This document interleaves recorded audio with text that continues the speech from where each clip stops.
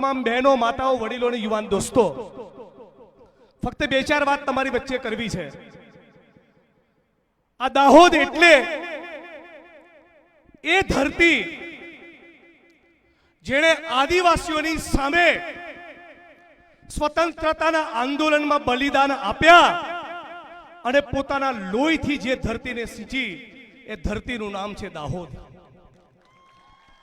અને આ એ ધરતી છે જે ધરતીના આપણા આદિવાસી સમાજના ભાઈ બહેનો હોય નહીં, અને ગુજરાતમાં આ જેટલા પણ મોટા મોટા બિલ્ડિંગો, મકાનો, mall, multiplex, shopping centre, tower, ગુજરાતની વિધાનસભાનું મકાન, સચિવાલયનું મકાન, તમામ પોલીસ સ્ટેશન, તમામ મામલતદાર કચેરી, પ્રાંત કચેરી, એસપી ઓફિસ, કલેક્ટર ઓફિસ, મારું પોતાનું મકાન અને ગુજરાતના મુખ્યમંત્રીનું મકાન, આ તમામે તમામ મકાનના પાયામાં જેનો લોહી અને પરસેવો છે એવા દાહોદના કડિયા મજૂરોને, તમામ મારી બહેનો, માતાઓ, વડીલો, આ તમામ લોકોને હું સલામ કરું છું, હું પ્રણામ કરું છું અને વંદન કરું છું.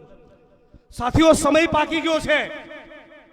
ગુજરાતના આદિવાસી સમાજના ભાઈઓ 28 વર્ષથી સત્તાના સ્થાન ઉપર બેઠેલી આ ભાજપની સરકાર જોડે અને ગુજરાતની જનતા જોડે પણ એ વાતનો હિસાબ માંગે કે અમારા કડિયા મજૂરો એ તમારા સુરતમાં, વડોદરામાં, રાજકોટમાં ને અમદાવાદમાં આયા અને 200-500 રૂપિયા માટે છેલ્લા 40 વર્ષથી મોટી મોટી ઇમારતો પરથી ચડે છે અને ત્યાંથી પડીને મરે છે.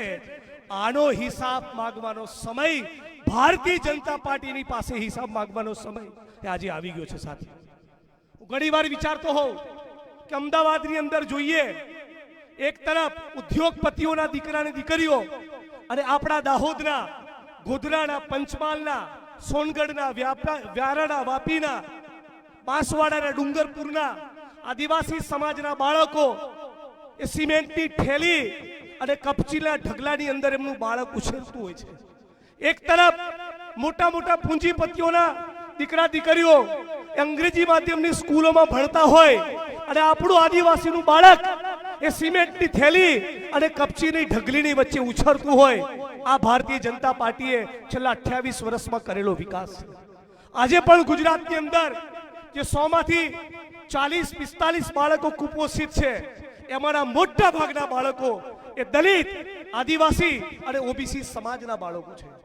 આપણા ગુજરાતની અંદર કોંગ્રેસની સરકારે, યુપીએની સરકારે જે જંગલ જમીનનો કાયદો આપ્યો, એ જંગલ જમીનના કાયદા હેઠળ આદિવાસી સમાજને જે જંગલ જમીન આપવાની થાય એના 50 થી 52% આદિવાસીઓના દાવા આજે પણ ભારતીય જનતા પાર્ટીની સરકાર મંજૂર કરતી નથી. એ કેવડિયામાં સરદાર પટેલ સાહેબનું સ્ટેચ્યુ બનતી વખતે જે જમીનો લેવાની વાત હોય કે આદિવાસી વિસ્તારની અંદર ભાઈ અનંત પટેલ લડી રહ્યા છે, વિસ્તારની અંદર, એ પટ્ટાની અંદર મોટા ભાગે જે પાર તાપી રિવર લિંકનો પ્રોજેક્ટ લાવવાની વાત હોય કે દાહોદની અંદર એરપોર્ટ બનવાની વાત હોય, જ્યારે પણ જમીનો લેવાની વાત આવે ત્યારે ભારતીય જનતા પાર્ટીની સરકાર એ પૂંજીપતિ, ઉદ્યોગપતિઓની દલાલી કરવા માટે સૌથી પહેલું બુલડોઝર એ આદિવાસી સમાજની છાતી ઉપર ચલાવે છે. અને એટલા માટે હું નવી પેઢીના આદિવાસી યુવાનોને ખાસ અપીલ કરવા આવ્યો છું કે તમે તૈયાર થઈ જાઓ, નક્કી કરી લો કે આ ગુજરાતમાં ક્રાંતિથી ઓછું કંઈ કરવું નથી. ક્રાંતિ, ઇન્કલાબ કરવો છે, ઇન્કલાબ.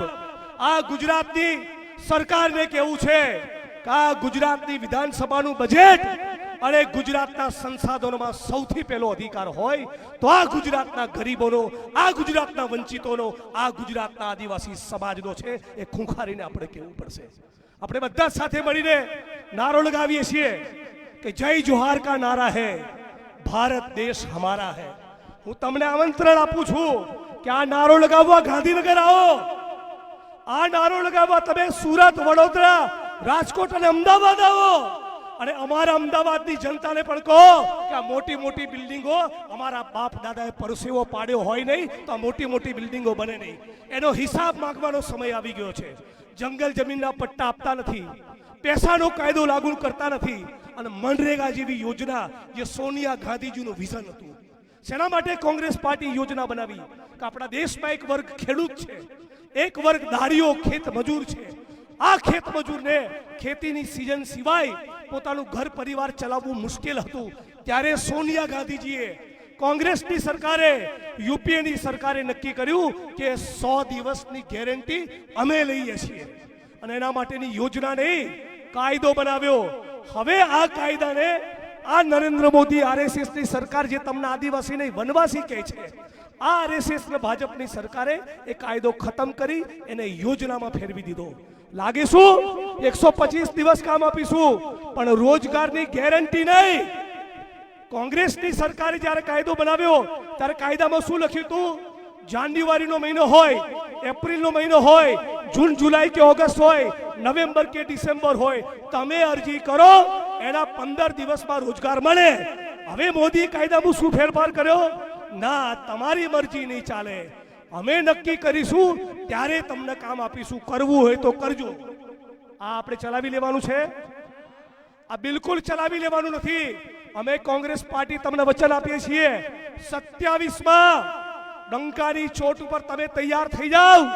27માં જ્યારે ગુજરાતની અંદર કોંગ્રેસ પાર્ટીની સરકાર બનશે તો જેટલા પણ જંગલ જમીનના દાવા છે એ 6-12 મહિનામાં એનો નિકાલ કરીશું અને આ મનરેગાનો જે કાયદો છે એને હતીય પરિસ્થિતિમાં લાવીશું. મારી વચ્ચે મંચ ઉપર મારી વાણીની વિરામ આપું છું, પણ મંચ ઉપર દાતાના અમીરગઢના ધારાસભ્ય શાંતિ કાંતિભાઈ ખરાડી પણ છે. હમણાં તમે જોયું હશે અંબાજીની અંદર જે ઘટના બની.